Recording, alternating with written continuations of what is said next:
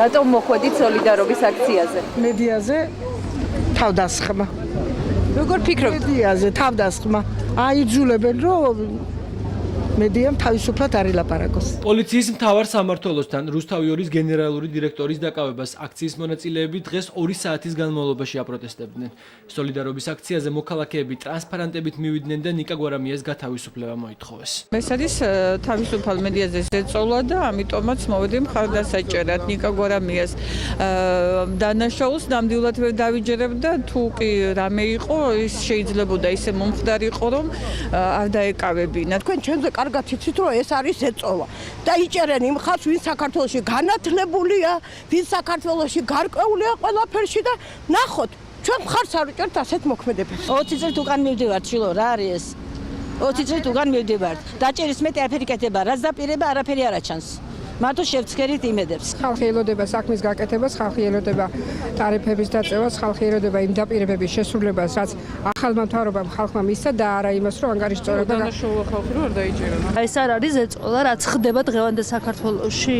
ჩემთვის პირადად როგორც მოქალაქისთვის ეს არის ყოველდღე მიუღებელი. სოლიდარობის აქციას საზოგადოებისთვის ცნობილი სახეებით შეუერთდნენ. რუსთავი 2-ის გენერალური დირექტორის დაკავებას ისინი ტელეკომპანიაზე ზეწოლად აფასებენ. ტელეკომპანია რუსთავი 2-ის დირექტორის დაპატიმრება ჯერ მოწმის სახით სტატუსი დაკითხვა და შემდეგ დაპატიმრება არ მგონია ეს იყოს ნორმალური, მეგონი ეს არის სიგნალი აი ნამდვილი ფაშიზმის დიქტატორის დამყარების კერნი. ესენი მეგონი ულახავენ საერთო სახეს თავისი უსახობით და სიმახინჯით და გადააქცევენ ბრბოთ ქართველ ერს. ამ ეტაპზე ჩემი აზრით გავჩერდით და უკან დავიხიეთ. ანუ უკან დაიწიეთ თელმა ქვეყანამ და ამ შემთხვევაში არანაირი მნიშვნელობა არ აქვს უკვე პოლიტიკური მართლაც. მეგობრებთან ერთად მოვედი აქ რომ კიდევ ერთხელ შევახსენოთ ჩვენ თავს რა ეტაპზე ვიმყოფებით განვითარების დემოკრატიული პროცესების და ასე შემდეგ. რუსთავი 2-ის სოლიდარობა 15-მდე არასამთავრობო ორგანიზაციამაც გამოუცხადა. აქციის ორგანიზება, რომელიც მშვიდობის ხიდზე 1 საათის განმავლობაში მიმდინარეობდა, სოციალური ქსელის მეშვეობით მოხდა. შეშფოთებულები ვართ ტელეკომპანია რუსთავი 2-ის გენერალური დირექტორის დაკავების ფაქტთან დაკავშირებით.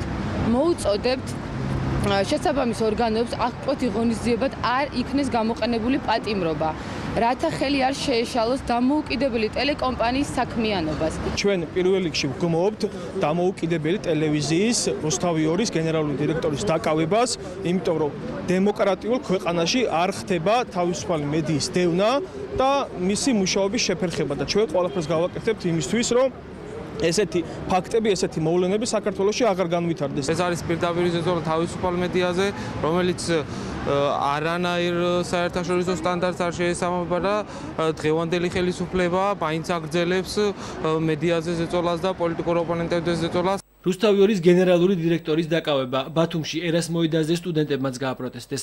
მათ არასამთავრობო ორგანიზაციებს სპეციალური მიმართვა გაუგზავნეს. ჩვენ მოუწოდებთ საქართველოში აკრედიტებულ სხვადასხვა დიპლომატიურ მისიებს, არასამთავრობო ორგანიზაციებს და ზოგადად საზოგადოებას, რომ თავის დროზე გამოვხატოთ ჩვენი შეხედულება, დავაფიქსიროთ ჩვენი აზრი, რადგან მსგავსი ფაქტები სამომავლოდ აღმოიფხვრას. არ შეიძლება ამ ქვეყანაში იყოს მასმედიაზე ზეწოლა. ჩვენ მთავარი მოთხოვნა არის რომ სამოქალაქო სექტორს მივმართოთ საელჩოებს, რომელიც საქართველოში ფუნქციონირებს, ყველა ქვეყანას ევროკავშირს და ყველას რომ განიხილონ ეს საკითხი, ყურადღება მიაქციონ ამ საკითხს, რათა საქართველოში ერთხელ და სამუდამოდ მორჩეს იმაზე საუბარი, რომ მასმედიაზე ზეწოლა მიმდინარეობს. აქციის მონაწილეები მხარდამჭერი ღონისძიებების გამართვას ხვალიდან სასამართლო შენობასთან ისევ აპირებენ.